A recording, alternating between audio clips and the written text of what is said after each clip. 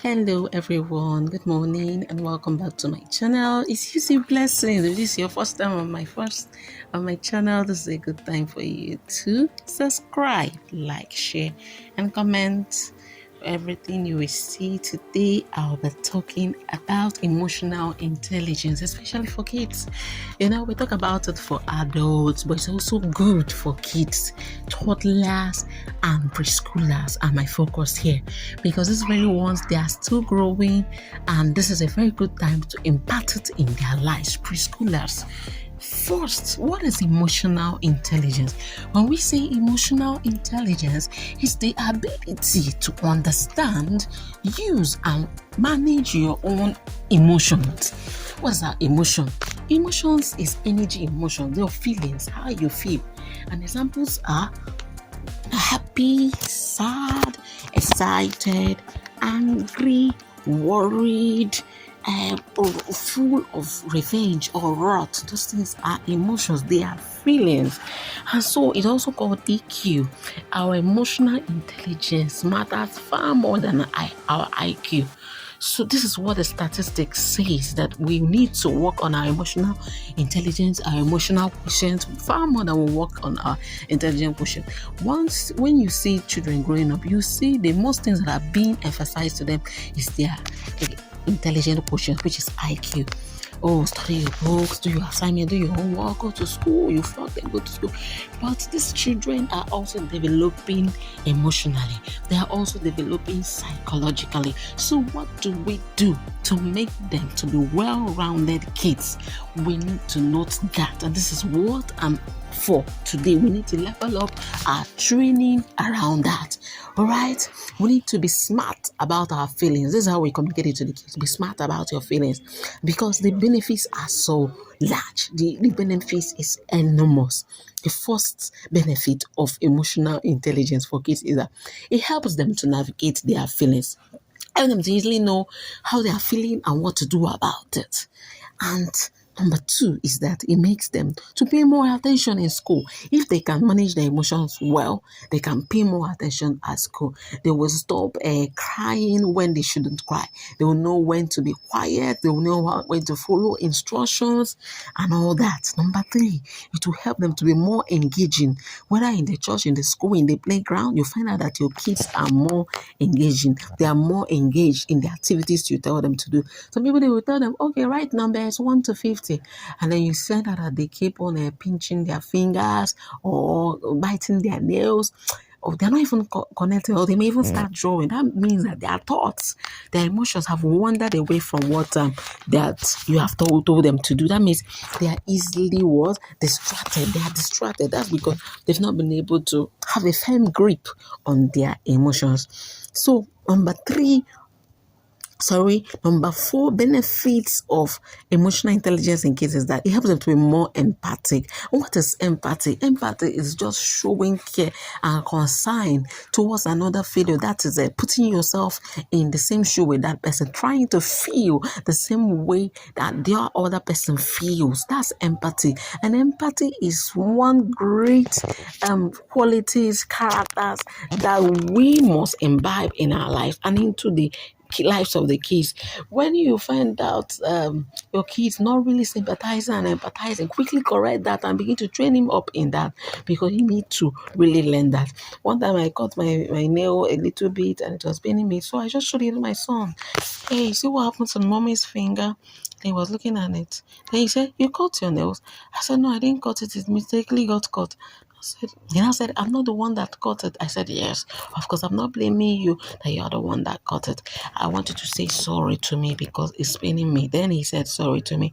So that's what I was teaching him, to sympathize with my nail. Then the next day, I told him, look at my finger. And he looked at it and said, it's no longer paining you. I said, yes, it's no longer paining me.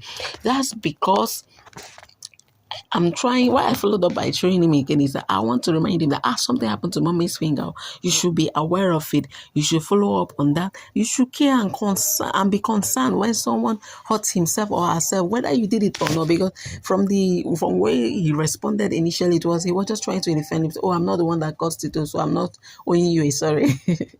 But you see, you need to teach the children these things. And when the children are forming characters, acting in a particular way, you are their trainer, you are their guide, you are their teacher to correct and make sure that they are in line with the right thing. Now, the fifth benefit of emotional intelligence in kids is that it's helps to foster positive relationships. It helps them to be relationship easily. A person that with low emotional intelligence will not easily have so many friends, will not really be reaching out to people and all of that, or may not be able to maintain relationship. When they don't cry easily, when they try to collaborate, they try to forgive, they try to not personalize things, you see, they have more friendship, they have more positive relationship, both with the young and with the old. And of course, it will attract more favor to them. So let us try, mothers, parents, and caregivers, wherever you are, you're mentoring a little child, make sure you build up their emotional intelligence. And now I'm going to talk about the various tips we can apply.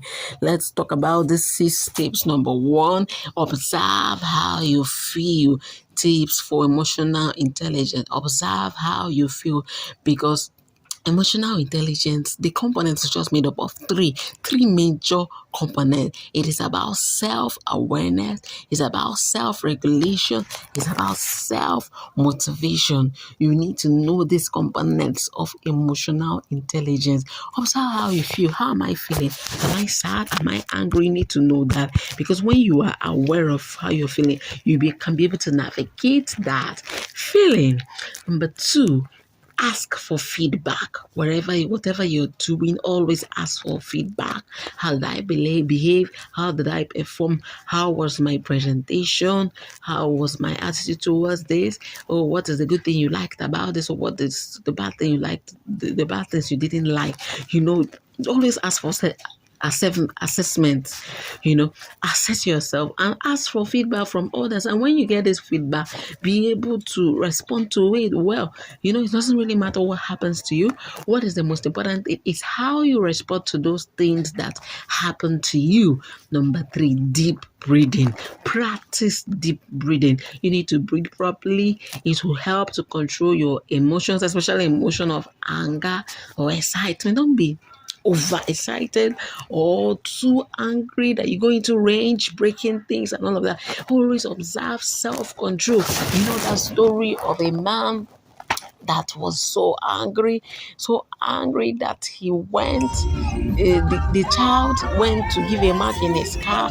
He was so angry and he took the child's finger and hit on the wall several times, 2, 3, 4, 5, and the child's finger cut off, like 5 of them cut off like that.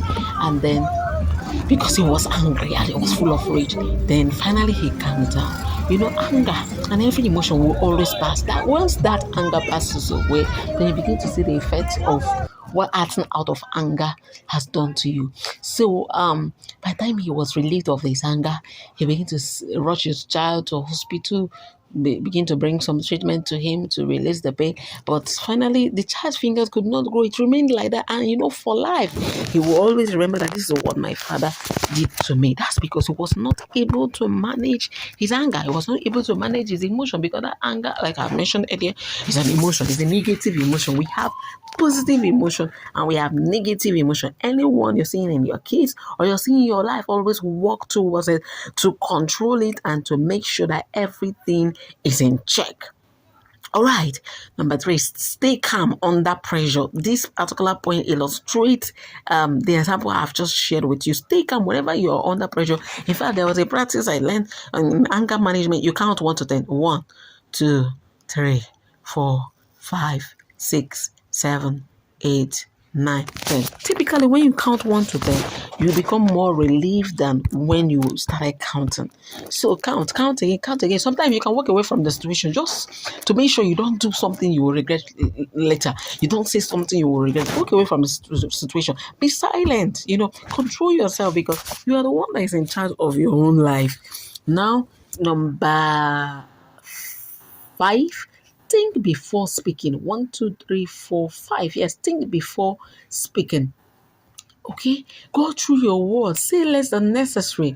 You can still read for the 8 laws of power. Say less than necessary. It's very, very important that we listen more than we speak. And number 6, finally, show empathy. I've shared with you the meaning of empathy. It is putting yourself in someone else's shoe and trying to feel the same way the person feels. And well, almost at the end of this video, I want you to like this video, share, and subscribe. Don't forget to subscribe. And my bonus point is to pray. Pray always. Pray always. Ask God to guide you on how to parent these children, on how to parent yourself, as in lead yourself to be able to lead these children, whether it's in your workplace, whether it's in your relationship, whether